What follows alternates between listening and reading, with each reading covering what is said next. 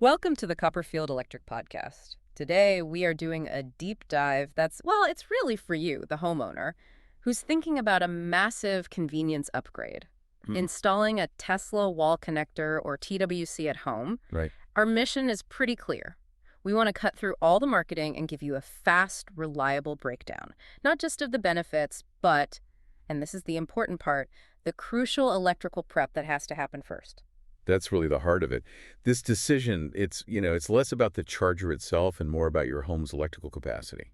Okay, so what are we looking at? We've pulled sources that cover the technical side, the speed, the smart features, and we've balanced that with the logistical realities from local electrical experts. The charger is a great piece of tech, but the power it needs demands a professional eye. And that's where our guide for this comes in. We're relying on the expertise of Copperfield Electric. They're a family-owned 24-hour electrician, and this is their specialty EV charger installation and electrical panel upgrades. Mm-hmm.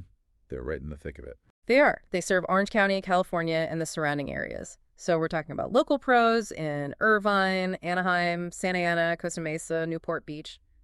They're there every day. Their license, for anyone wondering, is number 1094740. They're the ones who turn this idea of fast home charging into a safe, practical reality. Okay, so let's unpack this. Before we get into the wires and panels, let's just establish the big advantage.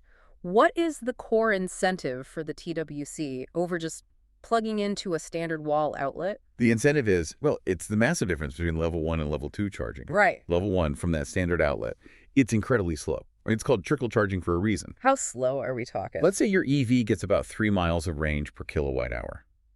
On a standard level 1 connection, you might get maybe 3 to 5 miles of range per hour of charging. Wait, per hour, 3 to 5 miles. Exactly. So think about it. If you have a 50-mile round-trip commute and you plug in for 8 hours overnight, You've only added back, maybe 40 miles max? you're actually losing ground every day.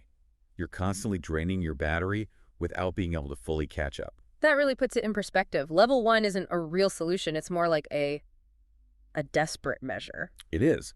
The Tesla wall connector, on the other hand, gives you level 2 charging. This boosts the power delivery so much that you're looking at closer to 30 to 45 miles of range per hour. Okay, so that's the difference between fully recharging overnight, no problem, versus needing maybe 2 or 3 days just to get back to where you started. That's it exactly. Level 2 isn't a luxury. It's a foundational requirement for reliable EV ownership.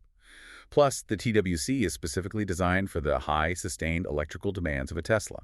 It ensures optimal speed, optimal performance. Here's where it gets really interesting for me, though. It's not just a power cord, it's the tech inside it.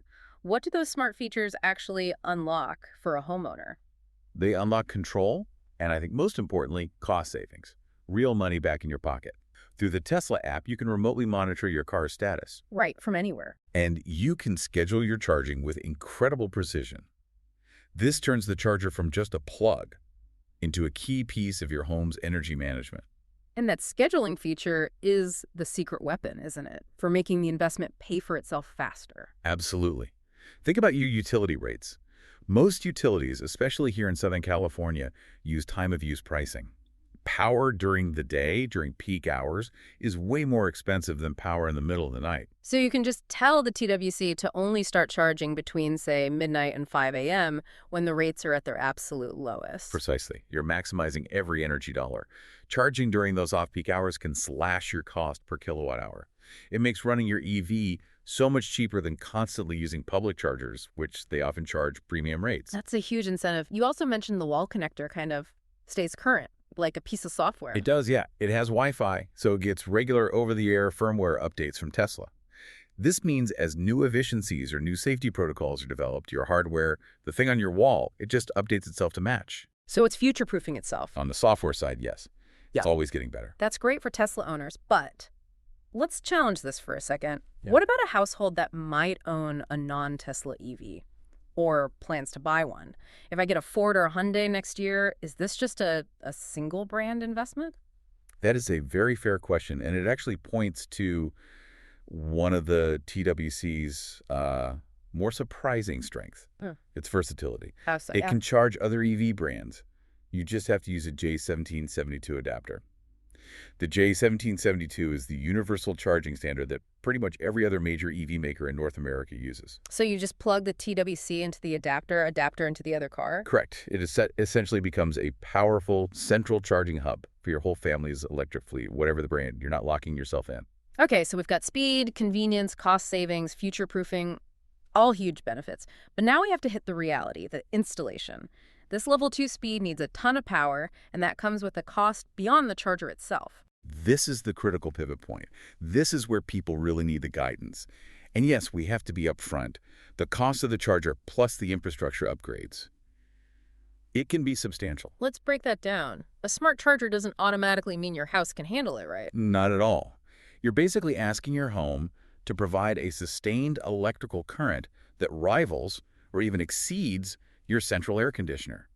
And while the TWC integrates perfectly with your app, it might not integrate so well with, say, an older 100-amp electrical panel. So a licensed electrician has to come out and do an assessment first. Must. It's non-negotiable. And if that assessment comes back and says, nope, not ready, what are the big steps that come next? Well, the first, and often the biggest hurdle, is the electrical panel upgrade. Level 2 charging needs a dedicated circuit, usually around 40 to 50 amps. If your current panel is a 100-amp one, which is common in older homes here in Orange County, you might already be close to your limit. So adding the car is basically maxing out your entire house's electrical system. You got it. In that case, the panel needs to be upgraded or replaced, maybe to a 200-amp service. And really, that's not just an EV expense. It's a safety and modernization upgrade for your entire home. Okay, what's the second big step? The second absolutely essential step is installing a dedicated circuit. This is critical. The wall connector needs its own isolated circuit that runs directly from the panel to the charger. Why is that isolation so important? Why not share it? Because you don't want your car starting its charge at midnight and tripping the breaker for your whole garage, or worse, your refrigerator. A dedicated circuit isolates that huge sustained power draw. It ensures reliability and prevents it from interfering with your other major appliances. It's all about minimizing risk. And the final piece. Finally, you need a professional safety check and permitting. An expert has to verify that the whole system, the panel, the new wiring, the charger itself, complies with all the local building codes and safety standards. Yeah. You just can't cut corners on electrical work. What about the physical location? Are there practical things people forget? Yes, absolutely. Just think about the distance from your panel to your garage. A really long wire run can add a lot of complexity and cost to the installation. And you also have to consider your total power usage. Even with new panel. Even with a new panel. If you have a new HVAC, a tankless water heater, maybe an ADU, you might already be pushing the limits.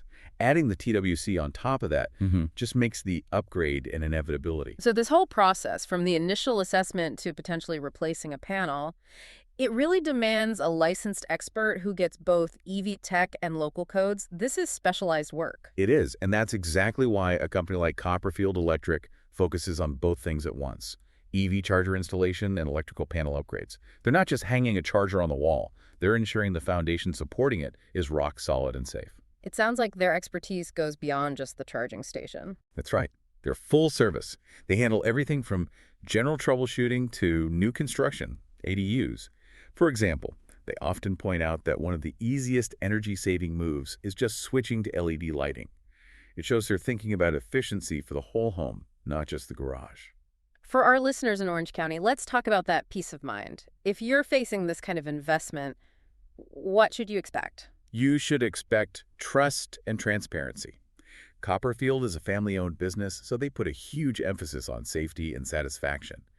Their electricians aren't just licensed and insured, they're also background checked.